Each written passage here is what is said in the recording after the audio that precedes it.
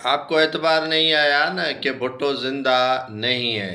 آپ کو اب پتہ چلا کہ بھٹو زندہ ہے، کیونکہ شریف فیملی کا جو دیوالیہ نکلا ہے کاروبار میں، اس کا ذمہ دار بھی بھٹو ہے۔ سندھ کی تباہی کا جو ملبہ ہے وہ پیپلز پارٹی اور بھٹو پر گرایا جاتا ہے، تو اب جو شریف فیملی کے حسن نواز کا برطانیہ میں دیوالیہ نکلا، اس کا ذمہ دار بھی بھٹو کو قرار دیا گیا ہے شریفوں کے ترجمان کی جانب سے۔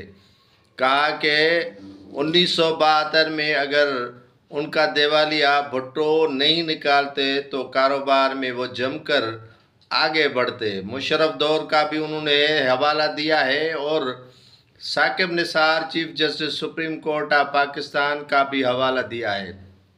یہ نہیں کہا کہ انہوں نے کتنی بے ایمانی، کرپشن اور چوری اور جھوٹ کا سہارا لیا۔ ثاقب نثار نے صرف ان کے والد سے پوچھا کہ بیٹا رسیدیں دکھاؤ جتنا تم نے اپنے بیٹوں کے ساتھ کاروبار اور جو تجارت کی ہے۔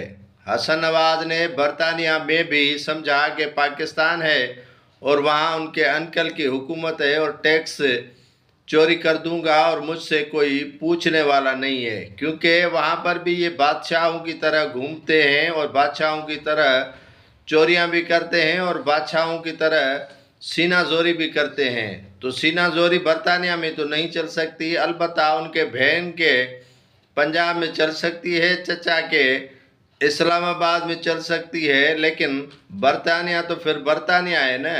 جتنا بھی عرصہ بے ایمانی کرنی تھی کر لی، اب وہاں ٹیکس چوری آپ نہیں کر سکتے۔ اسی لیے عدالتوں نے جو فیصلہ دیا، ان کا ذمہ دار نہ ذوالفقار علی بھٹو شہید ہے اور نہ ہی ثاقب نثار ہے، نہ عمران خان ہے اور نہ ہی پرویز مشرف ہے۔ سبھی کے سب ذمہ دار تم خود لوگ ہو، اور جو چوری بچپن سے سیکھی ہوئی ہے، بڑے ہو گئے ہو پھر بھی چوری کو نہیں چھوڑ رہے ہو، تو اب بیٹا آپ کو چوری چھوڑنی پڑے گی، کیونکہ آپ کے ابو بوڑھے ہو گئے ہیں آپ کو چوری سکھا سکھا کر۔